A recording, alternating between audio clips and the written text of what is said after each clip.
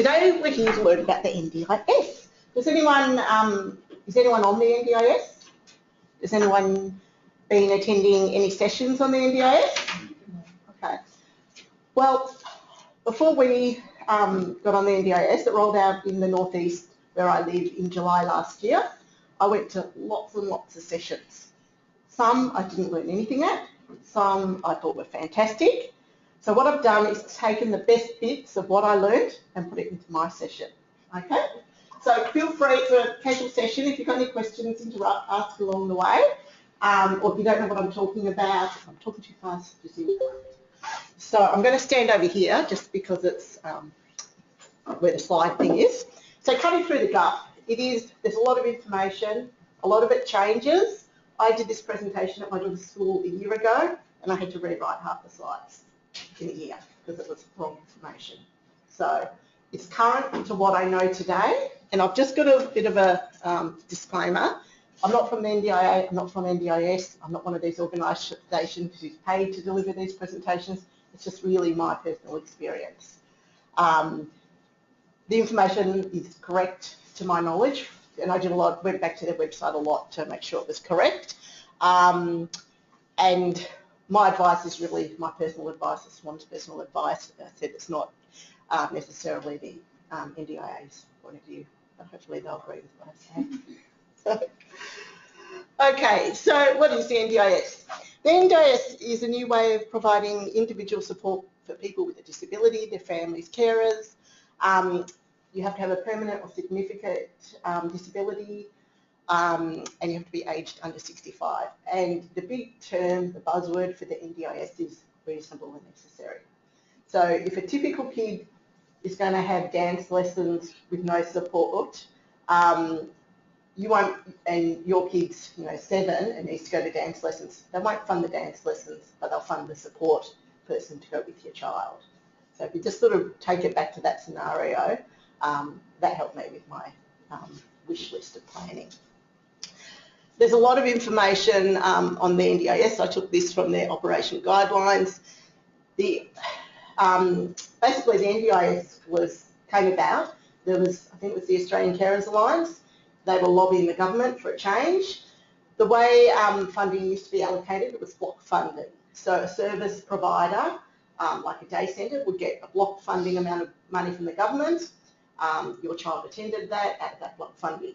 But you couldn't do that day program in another area. So you couldn't sort of switch between services very easily. The NDIS is about choice and control, so it's your money, you can choose how you spend it within those guidelines. So the operation guidelines really sort of explains how the NDIS Act works, sort of interprets the Act, so to speak. So an Act was written, and the NDIA is the agency that sort of oversees the Act and interprets it, and the NDIS is the National Disability Insurance Scheme. So you've got the agency here, and they manage the scheme. So does everyone understand? Yeah, cool. Okay, so access requirements. So you have to be an Australian resident, so you can't be from New Zealand. If you're not an Australian resident, you have to be under the age of 65. You have to live in an NDIS rollout area.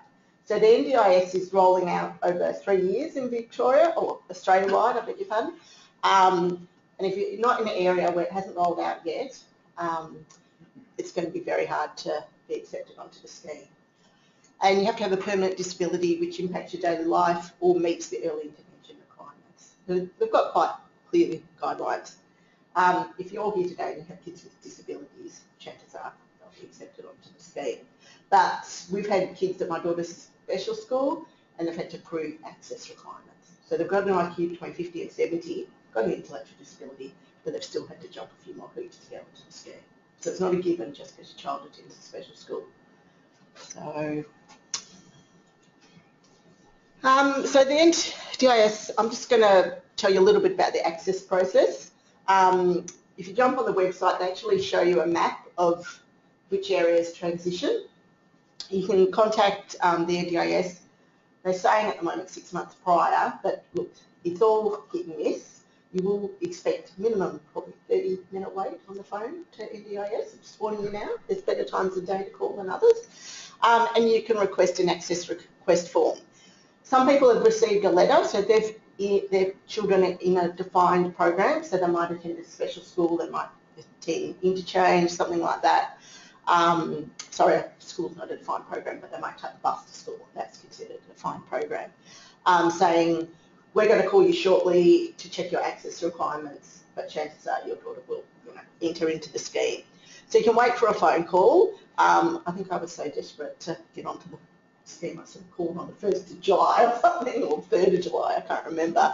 And then they sort of basically set up a phone call. They'll call you and say, do you want to go onto the scheme? So most people would say yes. And then from there, they have different rollout stages. So where I was, they said people on individual support packages, disability support register, they'd be picked up first. Well, it just seemed to not flow. It was quite random how they did it. And there's still people who live down the street from us and they're getting calls now, whereas we had our planning meeting back in October. So it's all, one thing you'll probably find is a bit of lack of consistency. It is a new scheme and there will be hiccups. So I think we're just got to be patient. It has the potential to be a great scheme, but there's still a lot of work to be done. Time. So you might get a phone call saying, would you like to do a planning meeting? Would you like to do it over the phone? Would you like to come in? I would recommend face-to-face just because communication flows easier, but that's not for everyone. Not everyone is able to do it face-to-face. They might prefer to do it over the phone. So you'll meet with... Sorry, sure. And with face-to-face, would you recommend taking the impacted person? Look, it depends on your child. My child was a real runner and bolter and I wouldn't have been able to concentrate. She was in the room. Everyone's different. So look, it's entirely your call. Now, when I did my planning meeting, the planner came out to my house. And if you can't get into a planning office, that's what would happen. But I know a lot of people have gone to the planning office. When my planner came out, the office wasn't even set up, so that's probably why they were doing home visits. And then they've got rented some offices close by, and that's where all the meetings I've sat in on have been, at that NDIS support office, or local area coordinator, which tend to handle the more, I guess not more easy cases, but the simpler cases. So the more complex cases where there's lots of supports involved tend to be seen by a planner, and the easier cases tend to be seen by local area coordinator, but that doesn't always follow. So local area coordinator, Sorry, we have more complex cases. How is that established, whether you get a planner or a... Okay, so when you fill in your access form, what I would recommend is you put all your letters of evidence you've got. So when I sent my child's form in, there was a wad of papers that big. Probably helped that I couldn't work out how to double-side printing on my computer, so the IQ stack was this big. And I think, you get letters from your geneticists, your paediatricians, school people if you can, physio, speech therapist, OT. It's much supporting evidence to say my child needs to be onto the scheme and they need lots of supports. So even though you might not enter onto the scheme for another 6 months, I would be collecting those letters now. So if your physio is going to write a report anyway, so can you give me a copy of that for the scheme? And look, doesn't matter how old some of those reports are. They don't really like them more than 12 months old. Yeah. But if you haven't got one and you don't want to spend $300 getting an assessment, then when you go to your planning meeting, say, look, I'm a bit concerned, I do need an assessment, and I'll fund the assessment.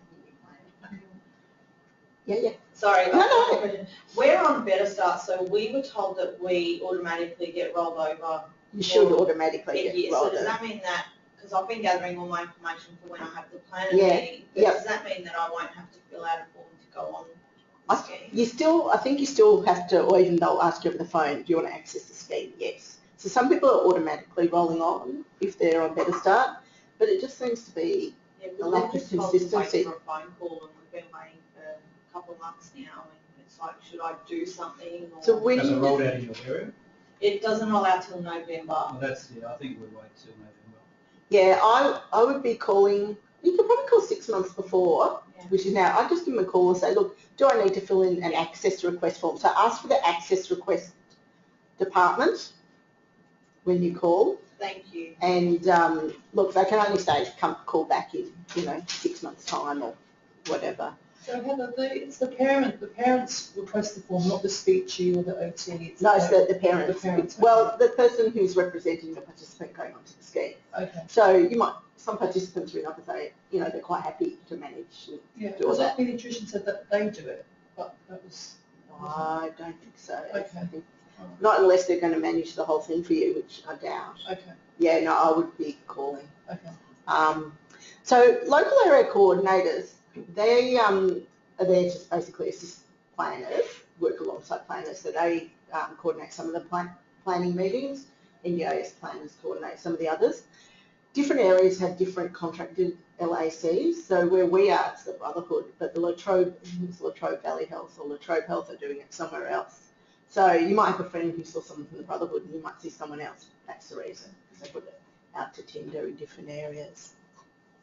So any questions about access and process?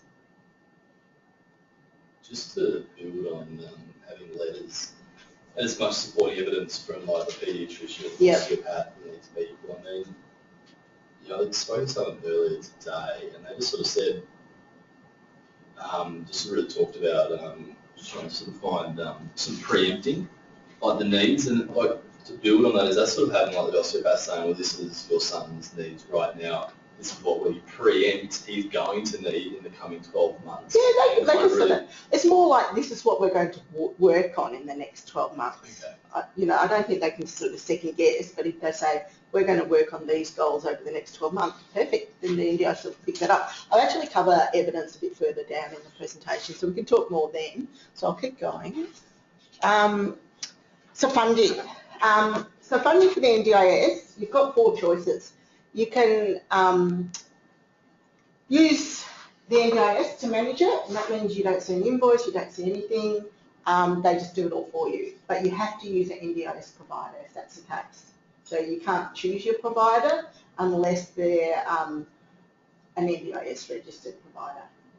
Then you've got plan management agencies, so such as Moira. Moira used to manage a lot of the individual support packages, so they're used to paying invoices. There's other agencies out there. So really, if you think of them as just an invoice payer, so you employ someone through an ABN, and Moira gets the invoice, they pay that person, and then claim it back for NDIS. Then you can self-manage. So not everyone can self-manage. According to the Act, there's 3 reasons you can't self-manage. One is if you're incompetent, one if you're insolvent, and one is if you've been insolvent. Did I say that?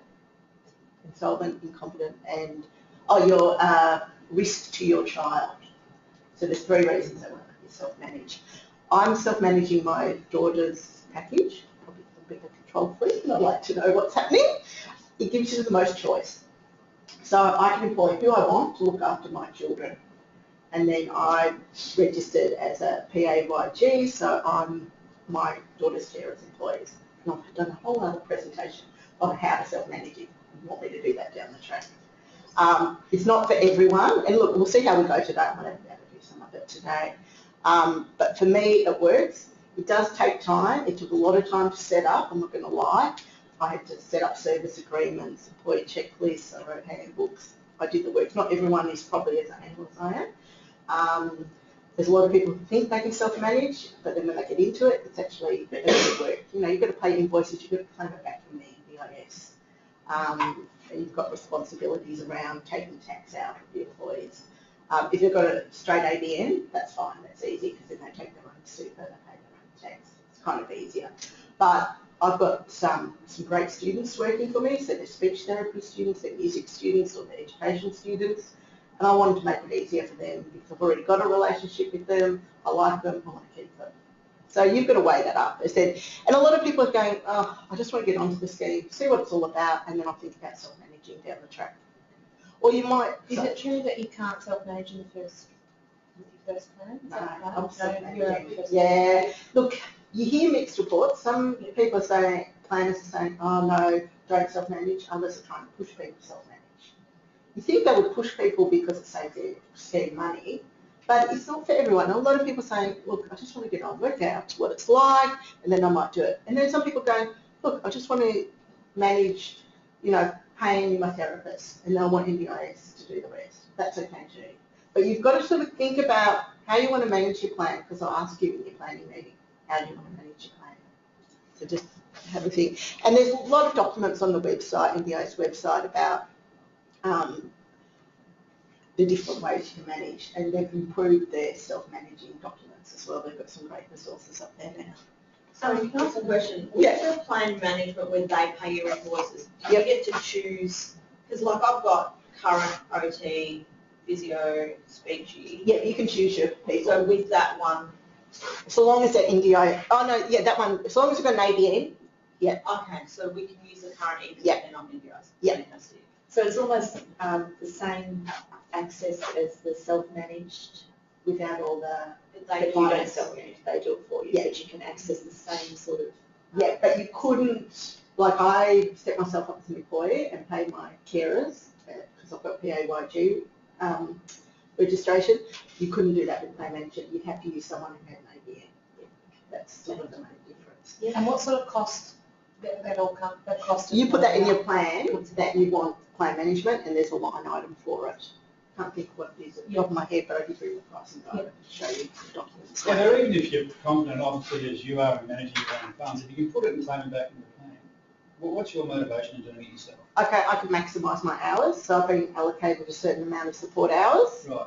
I might go, that's not enough, but the NDIS charge, I think it's like $42.75 is the maximum you can pay your support worker Monday to Friday, whereas I don't pay my support workers that. I still pay them above the award, but I don't pay them 42. Gotcha. So I can maximise my hours. So instead of having, 5 hours in a week, I might be able to have 8 hours in a week. Right. So that's another advantage of self-managing. You're going to go through all this stuff. Yeah, all that is in my self-management presentation. So we'll see how we go with time. If not, we'll just do another session. If people are interested in self-managing, I can. You're pretty much all overwhelmed. Oh, sorry. Sorry. Well, think about it. A lot of people do these sessions. They might attend 4 sessions, whereas I'm just telling it all in one. So you will be overwhelmed. But hopefully I can put this up on our website. You can call me if you've got any questions. Happy to help anyone if I can. So yeah, because it is overwhelming. And I've sat in on quite a few friends' planning meetings, and they've all said, "Oh, I didn't sleep the night before." There's a lot of anxiety about getting on the plan. But look, it's good. Ours is working well, apart from a couple of things. With service providers who are not currently registered, Yep. can we start saying to them, They can. how easy is it for them to get Some of registered? them will say, "Yeah, I'm thinking about getting registered." It's a process. Becky's OT. Every time I saw her, she goes, "Oh, it's just a nightmare." Look, it's up to them. The thing is, if you're a registered NDIS provider, you've got KPIs you have to keep. You have to report back to the NDIS. Whereas we just employ our own. Yeah. It's just really easy. So look, some of them, especially ones involved in bigger organisations, will go down the track of being registered, but then others are going, "Oh, I just want to keep my prices down for my regulars." Yeah. Down. Up. Yeah, my daughter's OT, she hasn't put a Well, price up. surely above it. And as you know, because our kids all fell through the gaps, we didn't get taxpayer funding through Better Start, and all the prices just went up, and it was really unfair. You would have found that. As you didn't hit one of those 19 No, we disabilities. have Better Start. Oh, you have Better Start? Yep. Okay. Because of the hearing loss. Okay, right. Well, a lot of SWAN families didn't get anything. What is Better Start? So Better Start is funding from the government, so up to $12,000 over 2 years. I think it was. So it's up Up to to age 7. 7. Age 7. So it's basically funding to spend on therapy. But because Early intervention. yeah, And therapy. yeah, and because we didn't have a diagnosis, we couldn't get it. So they originally had helping children with autism. I thought, oh, this is great, this is working well. Let's roll it out to 6 more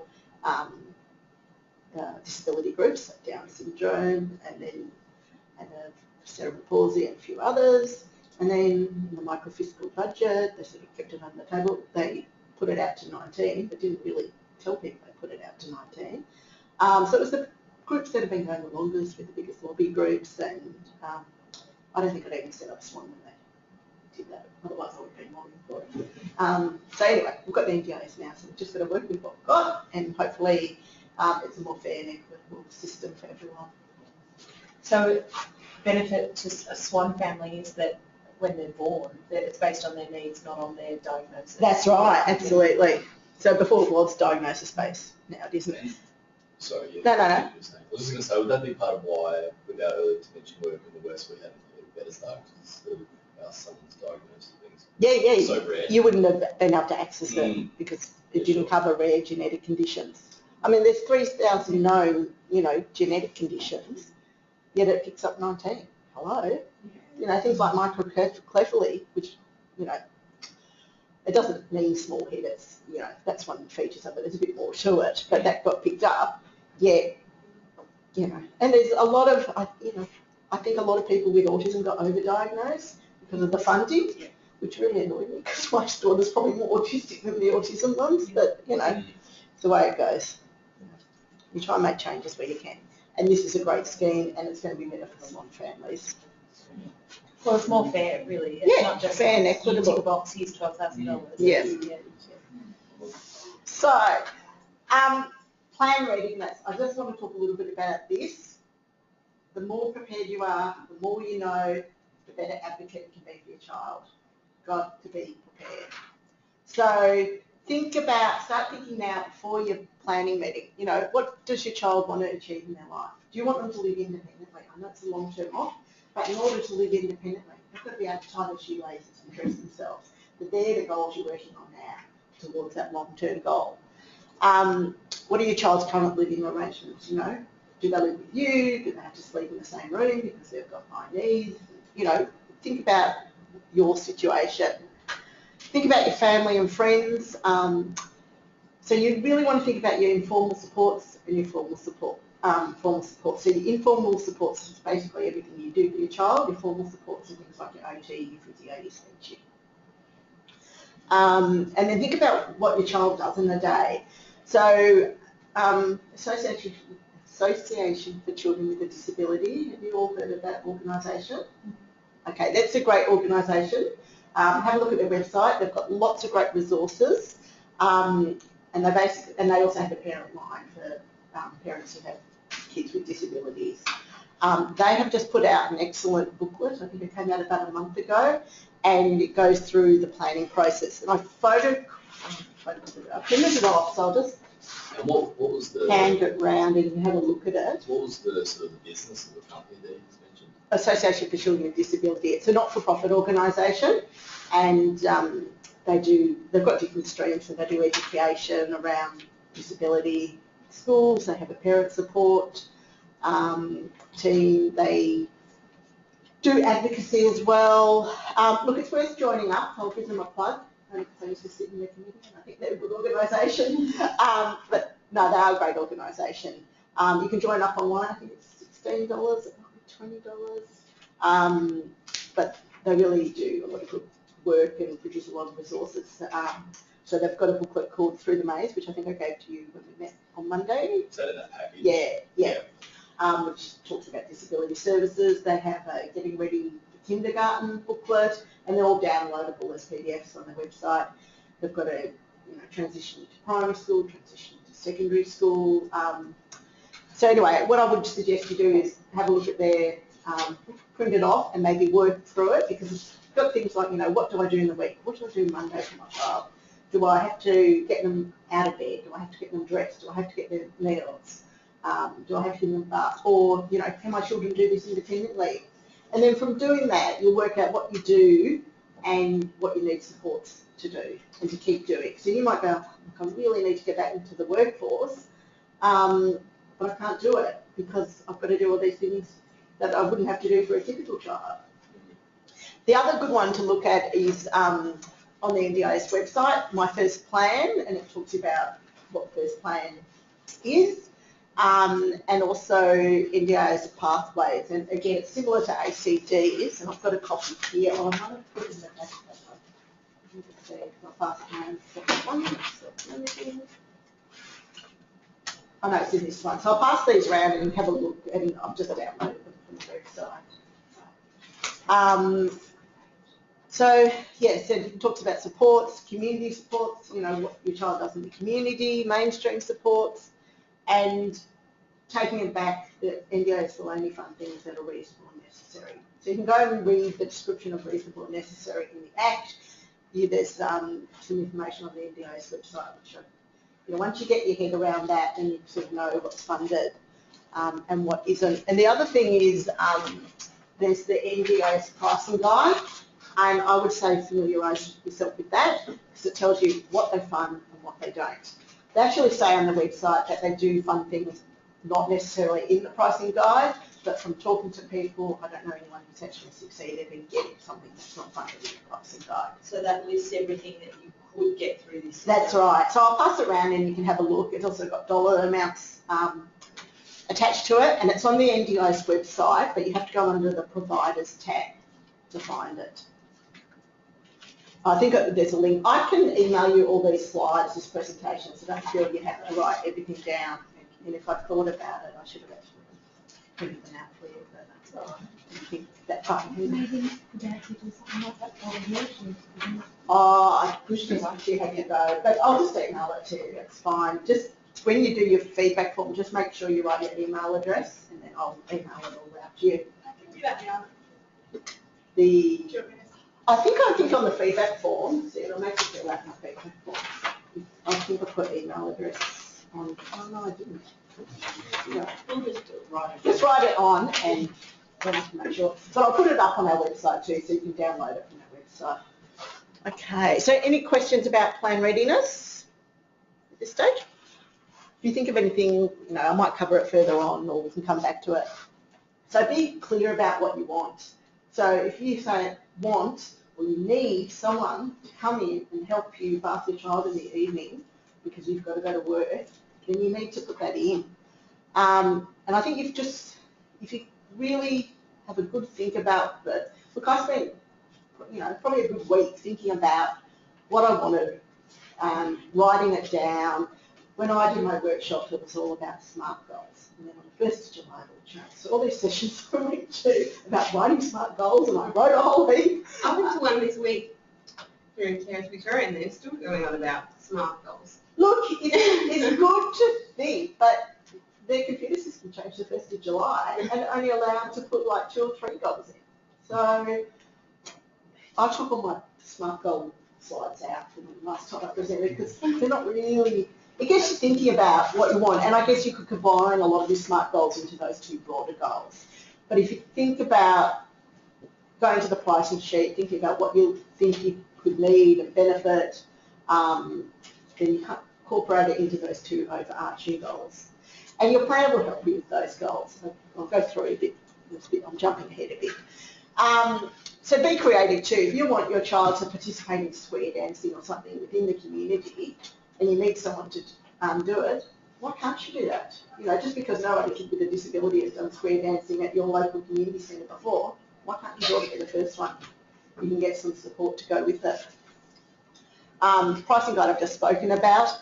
The NDIS is sort of divided into 3 areas, so support clusters, core, capacity and capital, and there's 15 subcategories. And I'll go into it more in the next slide. The other thing when you're thinking about what you want, use their language back at them. So if they're talking about capacity building and community inclusion, use it in your carer statement, use it in your participant statements, which I'll go back. You know, have a look at the pricing guide, use that language, reasonable and necessary. Yeah, that would be one tip as well. So is the process under these 3 core clusters as well? Yes, yeah. So it's the black folder. It's quite, you have to do a bit of reading. I should have probably just highlighted the 3 so you can see the separation.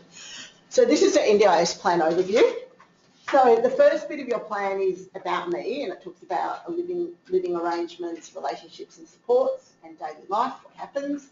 The next bit talks about your goals, and the next bit talks about your informal supports and your mainstream supports. So when you get your plan, the top bit is covered in your letter and the plan, and then the next bit is all about your supports. And I said they need to be reasonable and necessary. Core, so capital and capacity building. So you might only be funded in your plan for core and capacity buildings. They might only choose 2 capacity buildings. So you might just have, you know, finding and keeping a job or improving my relationships, or you might have more funded, you know what's funded in that. So, yeah, that's sort of the NDIS in a snapshot and how to interpret your plan and put it in your plan. Yeah, just a quick one to stop you there. Sorry, do you want me to go back? No, it's just not a topic one, but I know you shared the Readiness of your little guy.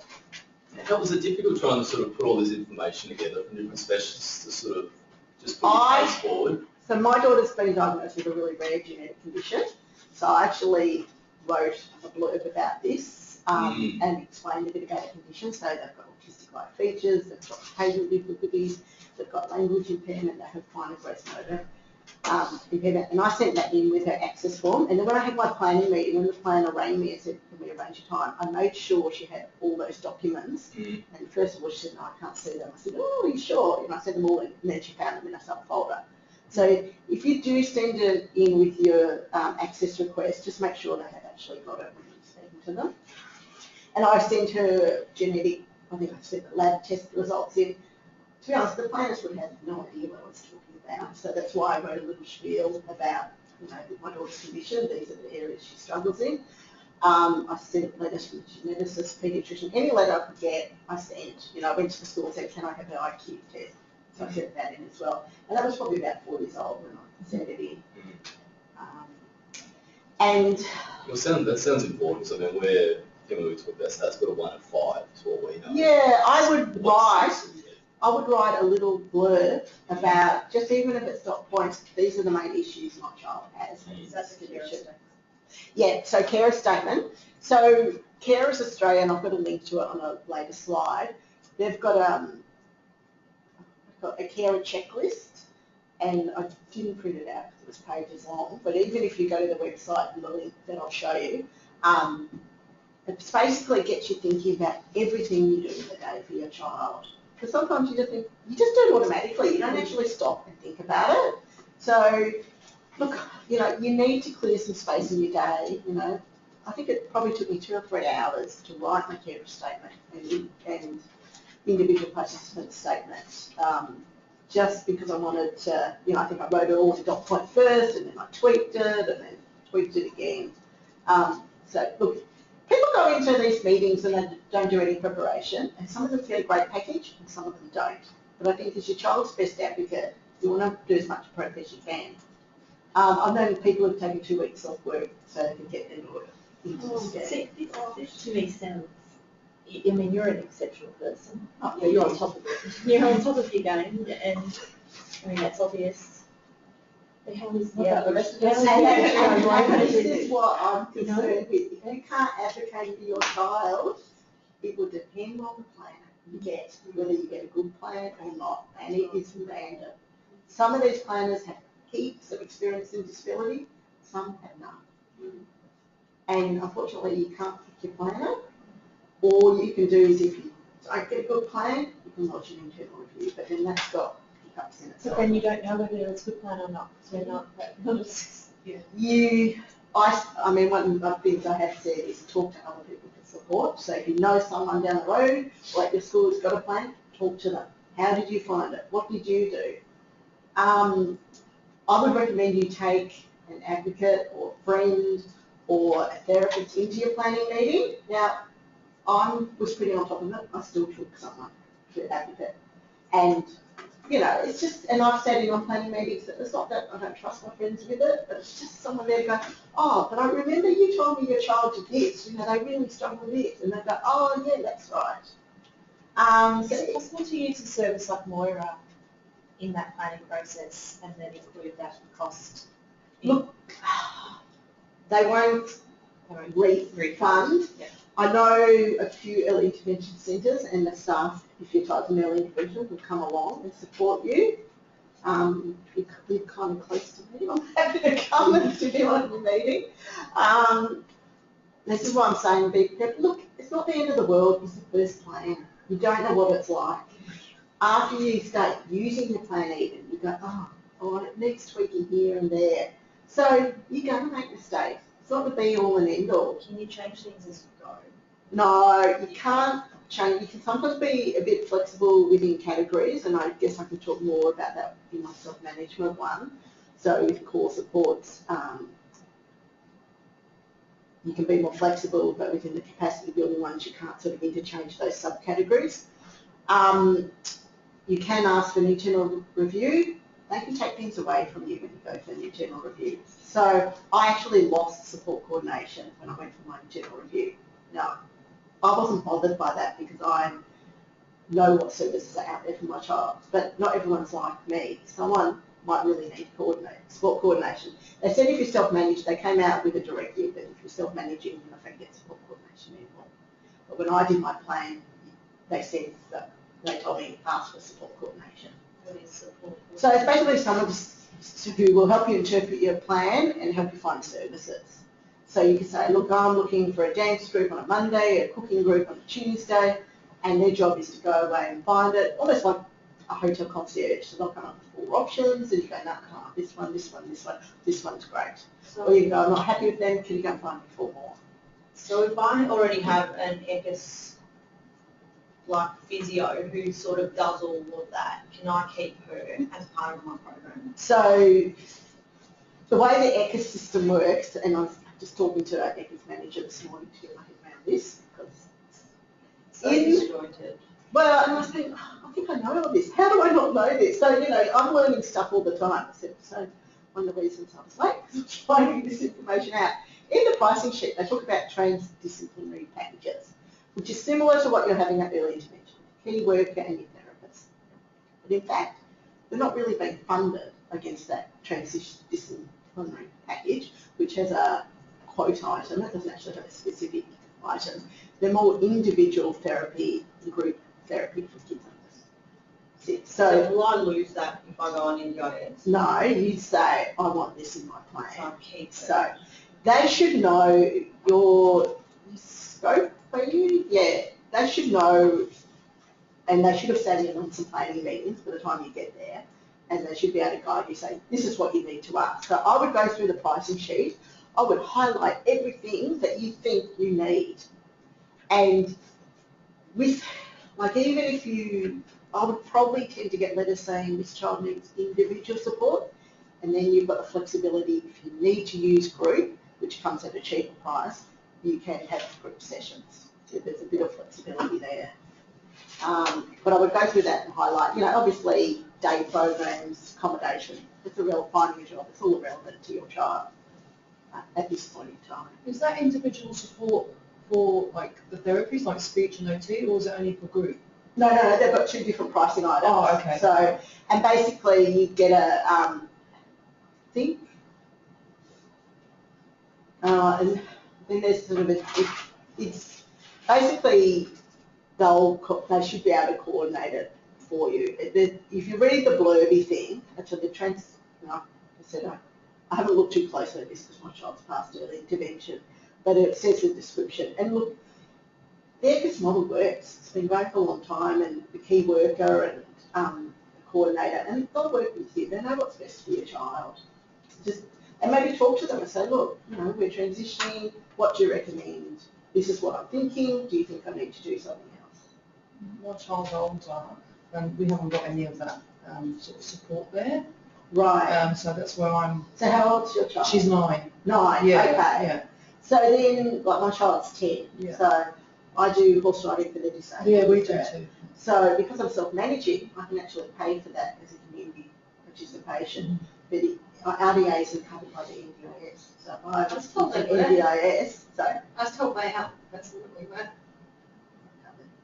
so we, We've been told to claim it as equine therapy, not as riding disabled. As a therapy point of view. the equine therapy, is that a separate line item in the pricing sheet? I don't know. It might be a bit, So it is. You can be a bit creative and you can probably argue. So have a look at the pricing sheet and say, but it's all how much you know, whether you can argue that, you know. So you might go, look, I want my child to do a school holiday program. There isn't anything. So you put that in the plan. So I need, hours. You know, I want to work towards my child going on a camp. So you put some, look at the pricing sheet, go, right, well, that's community participation, I need some funding around that. You know, we might not get there this plan, but I need to start working on it, whether it just be an overnight stay at a grandparent's house, something like that. So is I saw in there about SWEP, so that's NDIS is replacing SWEP, or that's No, completely SWEP separate? have actually won the contract for NDIS. So SWEP used to just be Victoria-based, now it's Australia-based. So we still go through SWEP for all that? Yeah, but you have to put it in your plan under equipment. So under your course, but it is, look, I'm giving you a crash course on the NDIS. You will go away overwhelmed, I'm not going to lie. Have you got any examples of people who filled out the forms with the names blacked out or anything like that? Is there examples we can look at of? I've got in my self-management plan, I've blocked out all the okay. names and numbers. Yeah. So I can show you what a We plan can see looks what, like. yeah. Because when I just looked at all of that Monday chills, I'm like, oh my goodness, where do you start? I think you just have to take a step back, break it down, and go, right, this is what she does on Monday. You know, we go through the week and you go, actually, I don't want her to do any more activities. I'm happy with what she's doing, but I want her to carry on with what we've got, and I need support around it. And look, you know, I made mistakes with my first plan. Everyone will make mistakes. The NDIS is making mistakes. They're still learning. You know, my front cover sheet says I can't self-manage. All through my plan it says you can self-manage. Even when I got my internal review, I said, oh, we couldn't correct the front page, but yes, you can self-manage. So, you know, we're all learning, we're all making mistakes. So how long is better. that plan valid for? Is it like 12 months. 12 months, okay. But if you do an internal review, you get a total review plan. So we've got an internal review 4th of April, everything resets. Minus or Internal review, who initiated that? Either you or the? We are not happy with what you. Now I'm thinking of doing a review of a review decision. You're on the list, when I'm on the list. None of us know Heather. They didn't fund that I think they should have funded, and I was speaking to someone from the NDIA and they said, that's ridiculous, you should do this. So, you know, it's, and look, I might just do it, you know, look, I would like these things, and I thought, well, you know, I can learn from the process and share my experience with others. But it's a risk that they take other stuff out of my plan to fund it. That's the risk. Do I weigh that up? So, yeah. So is there a predetermined sort of dollar figure they allocate to each It's unlimited, isn't it? person? It's, Each- it's, is there a all, level? it's all individualised. With the SWEP and the equipment, if it's national now, does that mean that the timeframes are going to explode even more? Because at the moment, it's like 12 to 15 months to get $300 for something that I was think, $5,000. I think they have poured a lot of resources into SWEP. Yeah. Look, I think there's talking to friends, there's still a lot of issues around getting quotes and blah, blah, blah. But they're going to get better. They're going to have to get better. The wait lists are they've got to- ridiculous. So, It's the wait lists. Yeah. Like when we needed to get our son's walker, who needed it then, there was going to be a 15-month wait list to get $300 for a $3,500 unit, and then we were going to have. That's why we just paid for it in the end. yeah. And that's why I was concerned about waiting so long to get things. In the end, you just. Look, it is getting better. But again, I've known people who've had to jump up and down for it as well. We didn't. We just decided that waiting Yeah. 15 months for something he needed. Yeah. Look, they've won the tender. They probably don't want to lose it. It's a great tender to have all the equipment, so hopefully things get better. What is SWEP do? So it's basically they funded equipment like wheelchairs, Okay. beds, wheelchair car transfer conversions, that type of thing. So your carer statement, what is it? And we've talked about what you do in the day. So you really got to market yourself if you want the best package. So, you know, if you've got to care for your 81-year-old mother every weekend, put that in the carer statement. It takes you away from your child. So, look, I guess it's like any funding game. You've got to say the worst day of the week. Don't paint it all in roses, because you're not going to get much to paint all in roses. But if it is all roses and you don't need much support, that's great.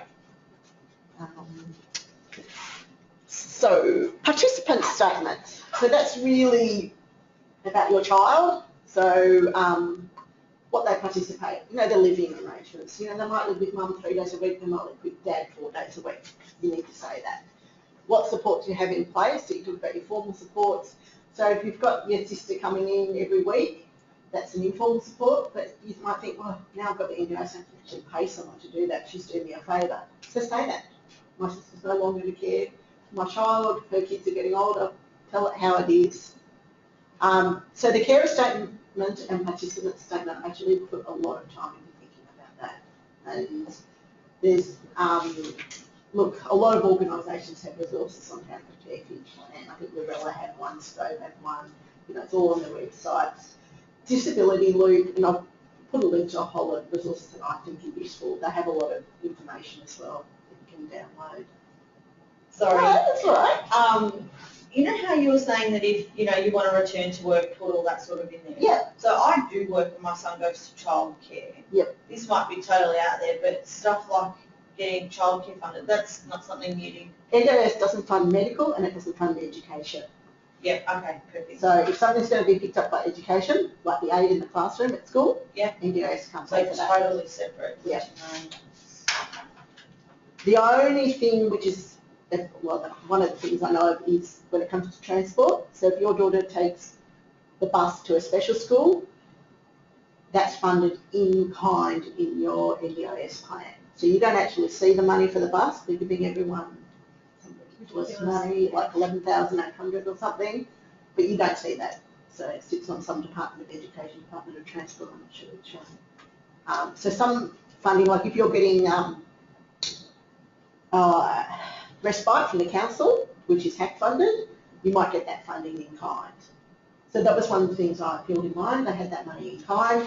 Darren's an NDIS provider. We got a letter from Darren Council saying, when you're on that plan, tell us, we'll check you off. And they allocated this money in kind. I said, hey, that's not right. And then they when I did my own review, they gave me that money to spend. So it's just therapies. Yeah. So look, I mean, I guess the stuff I asked for an internal review was the stuff that I didn't think was right, like that in kind training. So do you still use respite from council? No, I've got rid of them. I've got my own carers. So I've got a speech therapy student, fantastic, you know, a music student. So whereas the carers in the council, look, we had some great carers. Like we had one carer with us for 8 years and then she moved into the office. Couldn't use her. But my daughter relates better to the younger ones. So she likes the students rather than, you know, 50-year-old, you know. It's like, mum, you know, it's a bit boring. She likes the young ones who have more energy. So reports, and we spoke about this before, I just think the more evidence you can collect, taking into your planning meeting, which say what supports you need, the better plan. So if you're going in cold and saying blah, blah, blah, it just sounds better if you've got the evidence to back it up. So you can say, look, the paediatrician says little Johnny struggles in XYZ area. The other thing with getting letters, when you're asking your speech EIT, get them to be specific. My letter said regular. When I had my internal review, they said, no, you need to say fortnightly or weekly. So to go back and get the letter changed to the word fortnightly. So if you just bear that in mind, hopefully, you know, they'll know which language to use in them, and you won't be the first person asking them for a letter, and you won't be the last, and they'll have their standard template, and they'll just tweak it to their child, so it shouldn't be such a big deal. They might charge you for these things as well. Just bear that in mind. Is it worth paying the extra for the assessment in order before the NDIS? Look, it's hit and miss. Some people say, look, if you can't afford the money up front, just put it in the scheme, say, look, I really need to get this assessment done because I really don't know what areas I'm struggling in. And then they'll put it, there's a line item for therapy and assessments. But, you know, assessment can cost you $350. Yeah. Not everyone has $350 to spend on it. So, I guess... Is the assessment likely to then hit you? Over the line. Is it likely to get you more funding? See, you might be just as, you might do just as well with a really well-written letter. Yeah. And then some people go in and go, look, I haven't got a reading speech because I haven't been able to afford one, but I really need a speech therapist and assessment, and they get the money. Okay. I think if you've got the letters or you're going to see the therapist in due course, I personally would get them, but I'm not saying that's the right decision. Some advice that I was given was when you do your planning meeting with the planner, because you don't know who you're going to get, have the child there so they can actually see the child and what you're dealing with every day. I know it might be hard to focus, but if you've got someone else there, because like with my child who can't walk or crawl or talk, they need to see him. I've been told to take him, make sure they see him, because then they get a better picture. Yeah, I know other people just taking photos or just showing videos. But yeah, I just personally. It's a personal thing. Yeah. Like my husband Mine would would be behave there, for so I'll take 10 minutes. him. He'll sort of be with Noah and then we'll find someone else. So that was just the advice we were given from our physio. Yeah, look, I think it all comes down to individual Personal, choice yeah. and personal, what works for you or doesn't work for you. So, okay, reasonable and necessary, and I'm going to keep coming back to this because they are not going to fund anything that is not reasonable and necessary. So they've got to be reasonable and necessary, and you've got to pursue, your child's goals and objectives and aspirations. So you want to be working towards increasing your child's independence, increasing your social and economic participation, and you want to develop your child's capacity to actively take part in the community. It's the insurance step. They want to see they're getting value for money. So if you can work towards making your children more independent, that's going to be cost saving in the long run for the scheme. It's just brilliant. Oh, thank you. No, but and to add as well, just like the NDIS, that this is. Oh, the scheme, not my Yeah. presentation. No, but Right.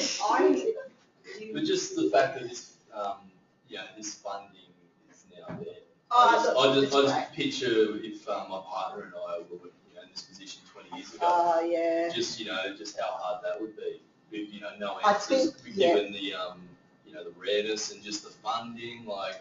Look, I think it's a great scheme, and I think we've just got to be patient because we will get better and better and better. And we'll look back, 10 years' time and think, wow, what a great place to live in Australia that has a social obligation to support people with disabilities. And disability can happen to anyone at any time. I know there's been a bit of hoo-ha in, the recent budget when Medicare's increased, and people going, oh, that's going to come out of my taxes. Take a step back. Yeah. Life's a lottery game. It's a win-win. I mean, we can't discourage people from having children, otherwise there's no tax base in the future. So the government know that. Yeah, that's one way of looking at it.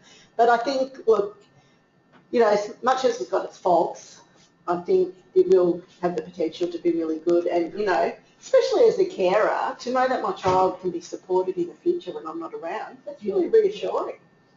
So anyway, I'll keep going. I don't even know how we're doing for time. We've got the time. 20 past 1. Okay, that's all right. So goals. So in your plan, it's developed 2 main short-term goals and 1 long-term goal and aspiration. So when you get your plan, it'll say my first goal, and these are what I've got for my daughter, so I've just changed the name, but for X to participate fully in home and community life, inclusive of developing appropriate behaviours for everyday life. So they're very general. So in order to get that goal, she's got to do X, Y, Z, and that's what's dictated in the plan, and that's what I've got funding to do with her. So the second one is to receive supports required to maintain her informal family care at home. So, my daughter can be very difficult work. I can have someone to come in and work with her, which is just great. And then my long-term goal is I want her to be independent. I want her to be able to cook for herself, dress herself correctly, and increase her fine motor skills so she can do shoelaces, she can do buttons. But your planner will help you with those goals. You don't need to think of this, because I went in with my list of SMART goals, that's what it was at the time, and the planner said, oh, no, it's changed. So she sort of took what I had in my SMART goals and weaved it into hers. So yours might look something completely different. This is what it was for my child. So they are very generalist, but they've also got to be achievable. They've got to be able to measure. So, the OT will keep a report saying, working on shoelaces this week, working on shoelaces next week. But we might get there by the end of the year. And that's one of the goals for her, working to be independent. Can you, I know you said school was separate, but if your child isn't reading, can you somehow build in a speech therapy, phonics program or anything like that that's related to help You them have read? to put it as allied health, so you get funded for allied health. That would be a conversation you would have with your speech therapist. Okay. What would you recommend to help my child learn to read? Could you work on some phonics with it? Okay. Well, she might go, no, we're not up to phonics yet, we're still working on the singles yeah. letters. Okay. So I'm not a speech therapist, but they would be your It child's could be best one of your expert. longer goals. Or That's something. right, Yeah. that's right. And reading is hard for a lot of our kids. Oh, So no. that, you know, my daughter doesn't want to do it because it's hard. Yeah. So the meeting, sorry? 8 hours. I don't know anyone who's had 8 hours. This is what I was told. My meeting lasted 2.5 hours. I've sat, probably average meeting I've sat in has probably been 1 to 1.5 hours. But if you've got a very complex child, it could take 8 hours, especially if you've got communication issues and the person you're supporting can't communicate, it can take a long time. You know, you might need to come back to it if the participant has seizures in the middle of it. You know, I'm just saying on average it'd be like it's probably more like 1 to 2 hours now. They've got to get better. So they've got a participants and family outcome questionnaire, so you'll meet with them, they've got the computer, they bring up a list of questions, they ask you, and then they'll chat about some of the goals, what you want for your child. Some of these plans, they're just trying to get so many people onto the plan. Just, you know, keep up with the KPIs, I'm doing a good job, I've got X amount. So they might rush you through the first plan. So again, this is why I'm saying be prepared. Don't let them rush you. You know, if you need time to explain how your child is, take that time. Bring an advocate or friend to your planning meeting. Look, I know even when we come to appointments here, I'll hear one thing and my partner will hear another. And I go, no, the doctor meant blah, blah, blah. So I just think it's good to have someone to bounce it off. But when you do bring someone, make sure the planner actually talks to you and not someone. Because I've sat in on meetings and I've been saying, no, I'm actually supporting this person. Don't ask me any questions. You need to ask X questions. Because they're still new, a lot of these planners. You receive a plan on average in a couple of weeks. Look, there seems to be no system. I waited 6 weeks for my planning meetings when I got my plan. I sat in on a planning meeting a couple of months ago. We had a planning meeting on Monday. My friend had a plan in the post, in her hand on Thursday. Sat in on another planning meeting on Tuesday. It was 2 weeks later that that person got the plan. The Monday meeting, the planner said, I'm not going to phone you, I'm just going to write it up this afternoon and launch it up to NDIA. The Tuesday meeting, the planner said, I'll give you a call at the end of the week, discuss what we've written in the plan, and if you're happy with it, then I'll put it up to NDIA. No consistency. So, yeah, look, it will get better, it will get more consistent, but I think if you know sort of what questions to ask it. When do you think I'll get my plan? Will you give me a call and talk about that? They've just done a big review, and one of the things they're sort of talking about is, you know, participants maybe getting a copy of their plan, signing off on it, but I'm not sure what's happening quite with that yet. So the planner's there, like, to support you, or do you have to be, like, quite look, assertive, no, or? most of them are really good. Yeah, they'll help you with the wording and Yeah, everything. look, I haven't come across any planners that weren't compassionate and wanting the best plan for you, but they're not the ones who decide. They've got to back your case for NDIA. Okay. So, you know, it probably boils down to the people who can sell it better than others. Yeah. So NDIA ultimately made the decision, it's not the planner. So, no, look, they've been really understanding and, you know, supportive. So they're on your side and you Yeah, and that's what I said, they'll help you with those overarching goals. Don't think you have to go and write those 2 main goals. Yeah. Just think about some of the things you want your child to receive, child to be able to do, and then so how can we weave this into an overarching goal? That makes sense. So once you get your plan, the next step is what do you do with it. So I went to the pricing sheet and interpreted my plan and worked out how many hours I've got of X, Y, Z. A support coordinator can do that for you. Should be able to do that for you. So they appoint the support coordinator. If you put support coordinator in your plan, if you have a local area coordinator, they will act as your support coordinator. Or you can ring your planner and say, I mean, one thing I would say is try and get your email address and phone number of your planner they don't always give it. And then you can go back to them. So it's a case of interpreting your plan. And then working out, it depends. If you've got an NDIS plan, it's probably going to be simpler because you have to go to NDIS providers. If you're self-managing, you have to think, right, how am I going to spend this money in the most appropriate way? So that's why I went to the pricing sheet to work out how many hours I had. Any questions? No? No, not, sorry. No, that's all right. If you're not happy with it, you've got, within 3 months, you can lodge an internal review. So I lodged mine, I had my planning meeting beginning of October, got my plan, I actually got 4 plans, one for 4th, the 10th, the 16th and 17th of November. Every time someone does something to a plan, she chooses a whole new plan. So that was all incomplete. So I don't know what they're still doing, I like that now. Lodged my review just before Christmas and got a contact call there in January saying, yep, we've got your plan. Well, I actually took it into the NDIS office personally. You stamped it, you emailed it. So I'm glad you got it. And then got a call a couple of weeks later saying, I just want to go through, is this what you meant? It's got something, it's got points, yeah, that's pretty well what I'm saying. And then got a call a couple of weeks after that, said, can you come in for a meeting, a plan review meeting? So then I had to go in and I advocated and say, yep, this is what I want, this is why I want it. And then, it might have been about 6 weeks after that I got a phone call saying, this is what's happened, we're going to fund this, we're not going to fund this. We've got a letter explaining why we're not going to fund it. And then you get a whole new plan. So I actually lost the port coordination in my plan and my plan reset. So I've got back to how many hours I had for support. So even though I'd used maybe 6 OT sessions in my last plan, I've got now 10 to use in this plan, type of thing.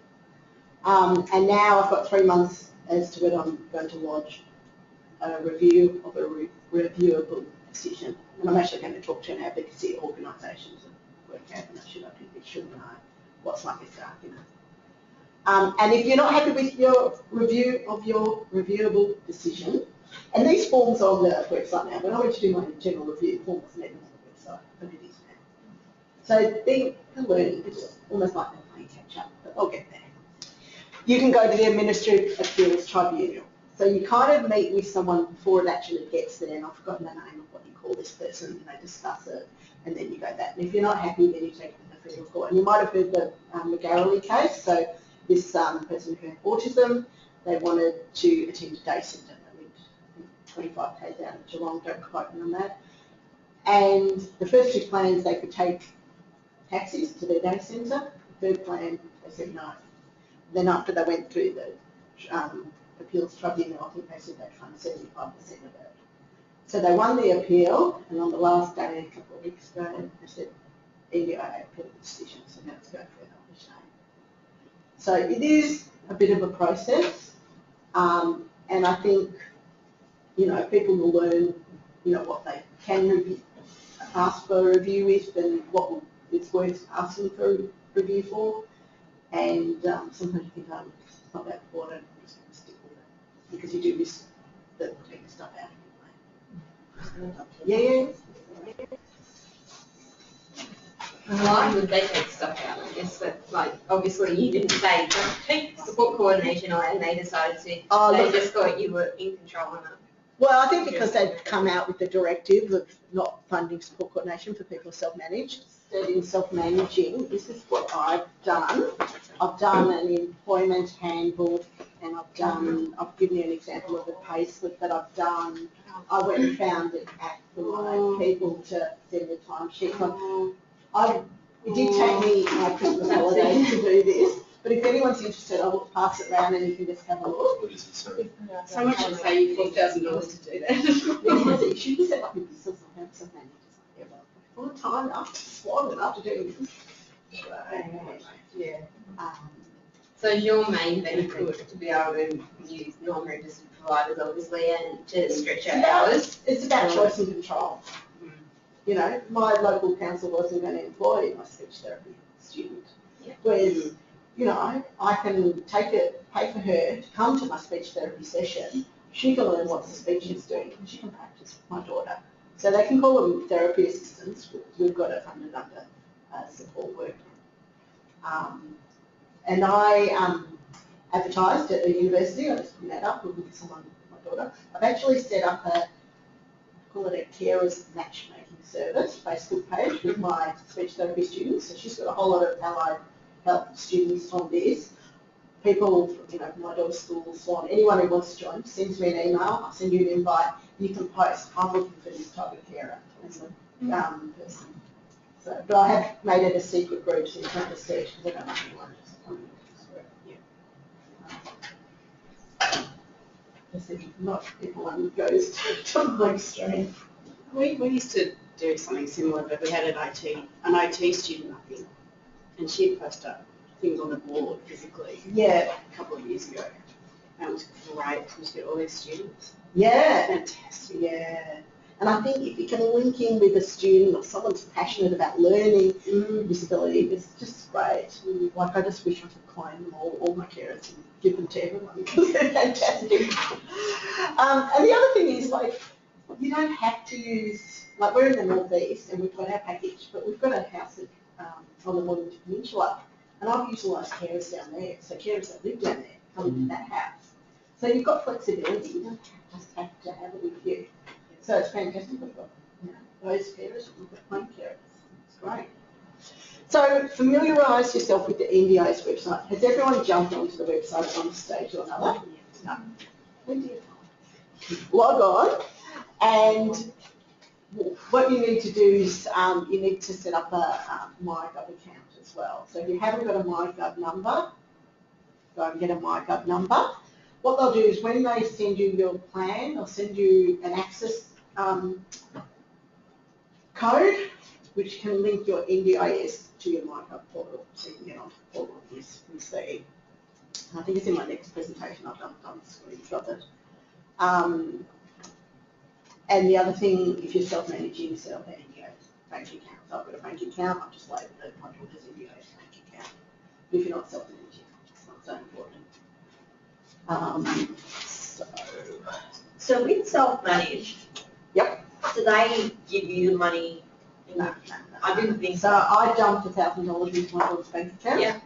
I paid my therapist out of that, and I claimed it back from NDIS. Okay. I know other people who claim the money from NDIS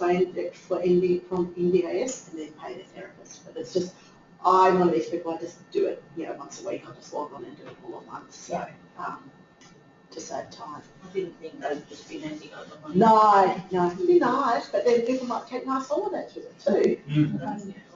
There's always going to be those people that would abuse the system. Yeah. Right. I look, and I'm sure there's people probably out there self-managing and uploading iPads and stuff like that, which you can't NDIS stuff on. So any person will take an iPad. But you can be audited. So, I keep, and I didn't bring it today, but I have a folder and I keep it with indexes, and I have all my OT receipts, my speech receipts, and I just load it all in there. I write the date and receipt from when I paid from the bank account. I write the receipt when I've loaded it up to NDIS, and I actually keep a spreadsheet because I actually don't trust the portal. It's not a bit of a control freak. Because I think, it's likely to crash or get hacked, and I just want to know for myself. And then I've mapped my Excel spreadsheets to pie charts so I can see how much I'm spending in each area. So I'm a bit OTT with that. Can we employ you? Yeah. So, I'll let you know when I step on this. So my top tips for preparing for NDIS: write your carer statement, write your participant statements, bring your professional supports, your reports for your goals, bring an advocate or friend, set 2 overarching goals. Even if you don't have them written down, think about a couple of things. I want my child to be independent, something like that. Know what you want and advocate hard for it. Your child's best expert. They're relying on you to get the best package you can so you can support them. Only accept face-to-face meetings if that's what you want. You might want to take some notes as well in with you to remind you to say things. Familiarise yourself with the website. My First Plan document, which is one of those folders passing around, your pathways documents. Don't take no for an answer if you think the answer should be yes, and don't be palmed off onto community supports. I know people have said, oh, you know, I really need a certain service with my daughter, and I'll say, just go to the community health centre. But the community health centre might not be specialised in disability. So just be really clear, think about what you need for your child. And I said, remember your child's best expert. Talk to others who have had their planning meeting. They're all going to be different. None are the same, and be prepared.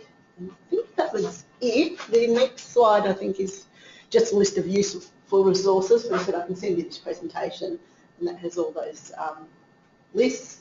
And we've spoken about most of them.